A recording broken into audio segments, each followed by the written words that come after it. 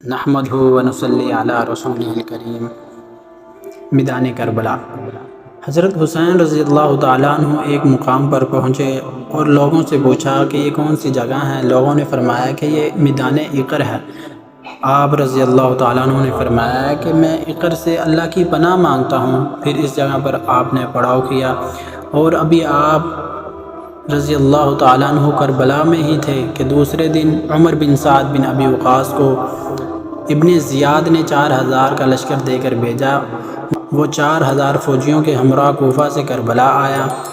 عمر بن سعد حضرت حسین رضی اللہ تعالیٰ عنہ کے قافلے کی طرف بڑھا اور حضرت حسین رضی اللہ تعالیٰ عنہ کے قریب آ گیا۔ اپنے قاصد کو بھیجا کہ جاؤ پوچھ کر آؤ کہ یہ لوگ کہاں سے آئے ہیں اور کیوں آئے ہیں۔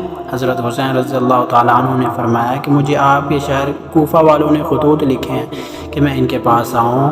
اب اگر ان کی رائے بدل گئی ہے تو میں بھی واپس جانے کے لیے تیار ہوں۔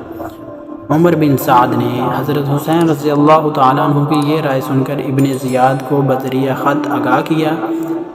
ابن زیاد نے اس خط کے جواب میں عمر بن سعد کو یہ لکھا کہ حسین بن علی رضی اللہ تعالیٰ عنہ کے سامنے صرف ایک بات رکھو کہ وہ یزید کے ہاتھ پر بیعت کر لے۔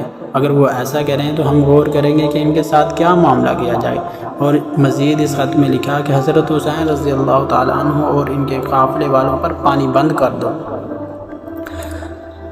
عمر بن سعد نے 5000 گھوڑ سواروں کو بھیجا کہ وہ دریا کے کنارے پر جائیں اور حضرت حسین اور پانی کے درمیان رکاوٹ بن جائے۔ یہ آپ کے شہید ہونے سے 3 دن پہلے کا واقعہ ہے، جب حضرت حسین رضی اللہ تعالیٰ عنہ اور آپ کے قافلے نے پیاس کی شدت محسوس کی تو حضرت حسین رضی اللہ تعالیٰ عنہ نے اپنے بھائی عباس بن علی رضی اللہ تعالیٰ عنہ کا حکم دیا کہ وہ کچھ افراد کو ساتھ لے کر جاؤ اور پانی کی مشکیزیں بھر لاؤ۔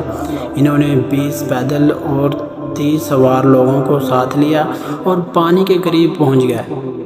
عمر بن سعد کی فوج سے مقابلہ کرتے ہوئے بالآخر چند مشکیزیں ہی پانی سے بھر کر لے آئے۔